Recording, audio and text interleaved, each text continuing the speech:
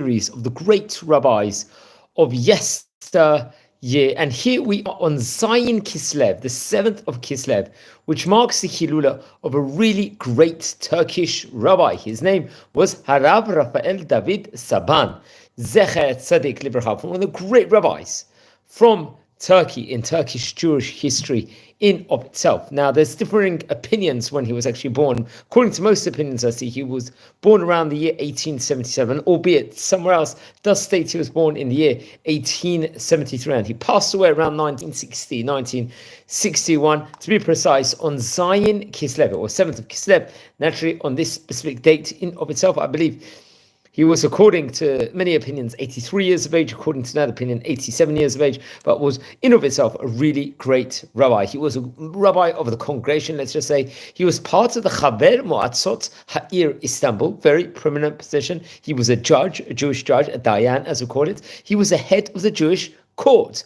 the Din. He was a rabbi of the Jewish congregation in Itlakit over there. It's a specific part in, let's just say, Turkey in of itself. And he was also a very, very great accolade was being the Chacham Bashi, the chief rabbi of Turkey for a long period of time. Let's explore some of the highlights of the great rabbi's life. Now, he was born in Kozgonjok, hope I pronounce it correctly, in Kushta, in Istanbul, respectively. At that part in time, it was part of the Ottoman Empire, and I think his father was a great person, Rab Nissim Saban. I believe he happened to be himself, I think, a merchant, a well-traveled merchant also. And by the time he was 3 years of age, he learned in the Talmud Torah, and then afterwards would learn inside yeshiva, not so far afterwards. He learned under auspices of Rav Yosef Kohen, who was a great rabbi, Rav Yom Tov HaKohen, and Rav Kontrata Dilson. These were really great rabbanim of the highest caliber over there. I believe at the age of 16 years old, he would actually already become a shochet and a bodek, a rabbi that would perform kosher slaughter, a butcher.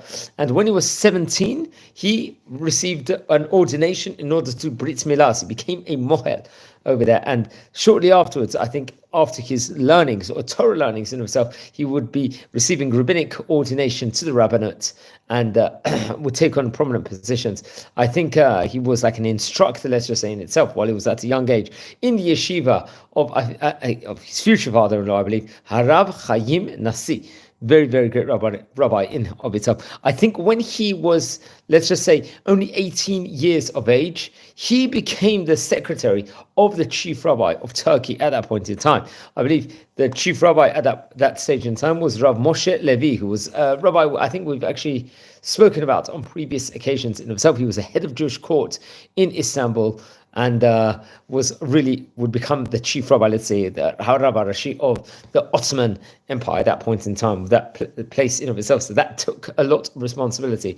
I believe by the year 1897, so at that stage in time, he was according to most opinions, about nearly 20 years of age. He got married to Rabbanit Rosa. She happened to be the daughter of Rabbi Chia Nasi, who we mentioned about just a minute ago, and he would be appointed the head of the Jewish court in an area called Chas Kvi over there. Very interesting enough. Then by the age of 22 years old, he would start working, let's say, a part of the Chaver Moatzot Datit Ruchanit Shel Yehudit Turkey. He would become part of this great committee of the rabbis of Turkey in of itself at 22 years of age. That's an incredible achievement.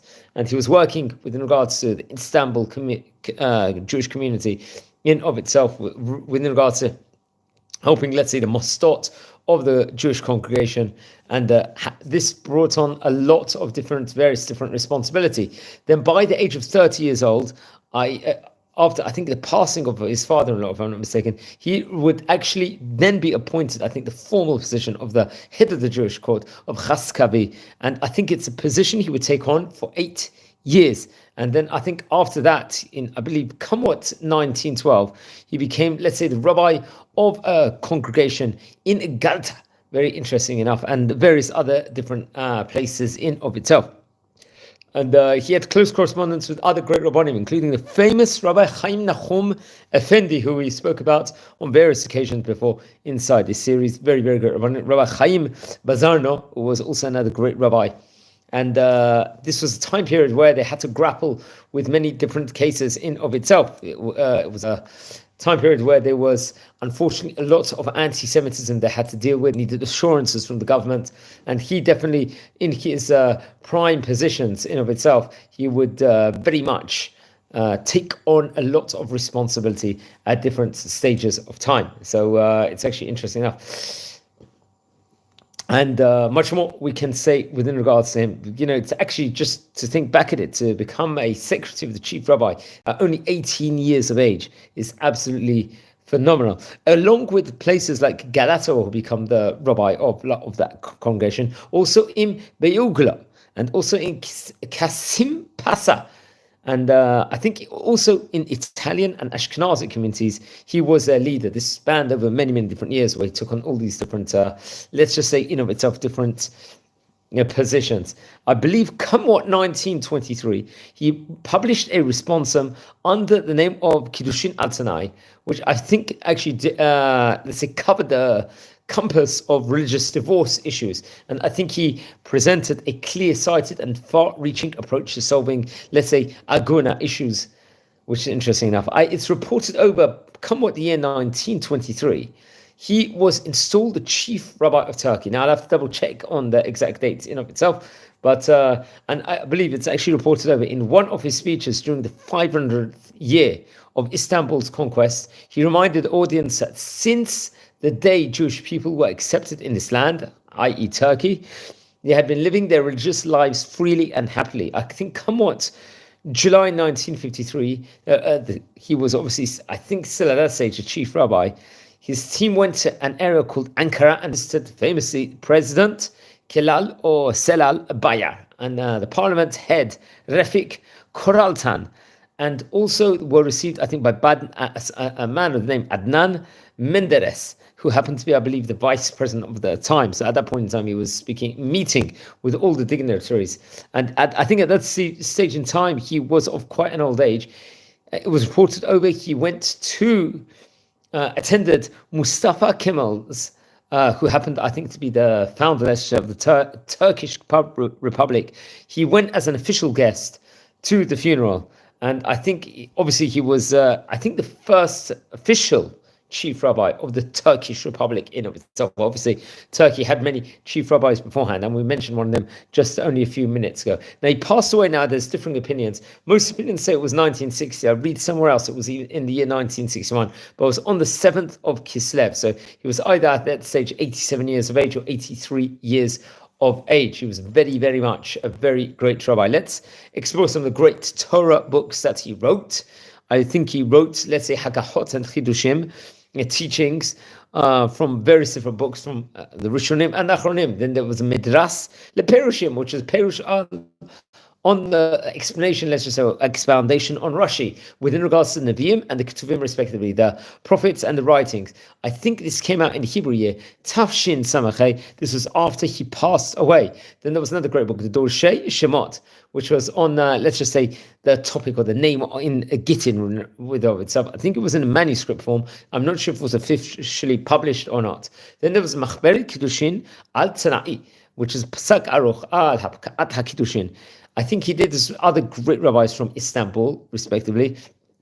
And this Torah colossal work was printed in I think, Istanbul in the Hebrew year, Tafresh Pei Daled. Very, very interesting enough in of itself. So it was one of the great Turkish rabbis of his time. And we can actually, let's just say, there's a few more highlights within regards to it. I think he was, I think, just to go back to one of his books, the Midrash Leperushim, the book was, I think, also within regards to the Torah and Rashi's explanation. It was published, I think, in 2005, to be precise. So way after he had passed away.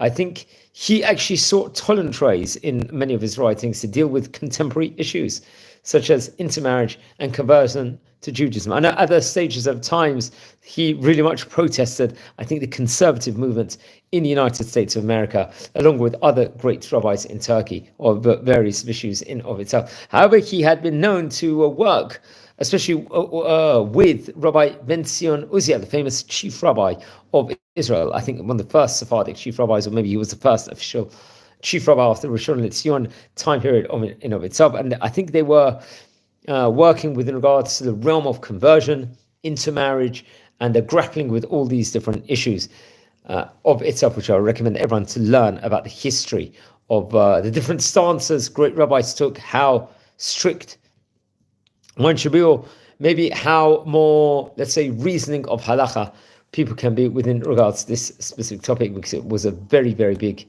issue, which I think will only do justice if we speak about it in a, let's say, a separate movie or program in of itself.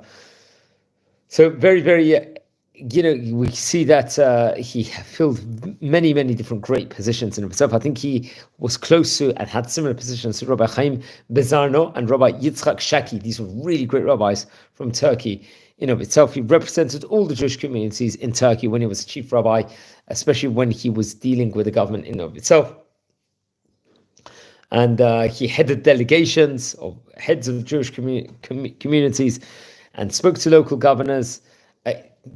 Whenever they saw, like, say, anti-Semitism rearing its very, very bad head, I think there were various anti-Semitic books published in Turkey during his time period while he was chief rabbi. They would take it on and try and combat it and speak to all the dignitaries to make sure that this was going to be sorted totally. Now, he passed away, as we said before, around the year 1960. His let's just say successor in of itself was another great rabbi.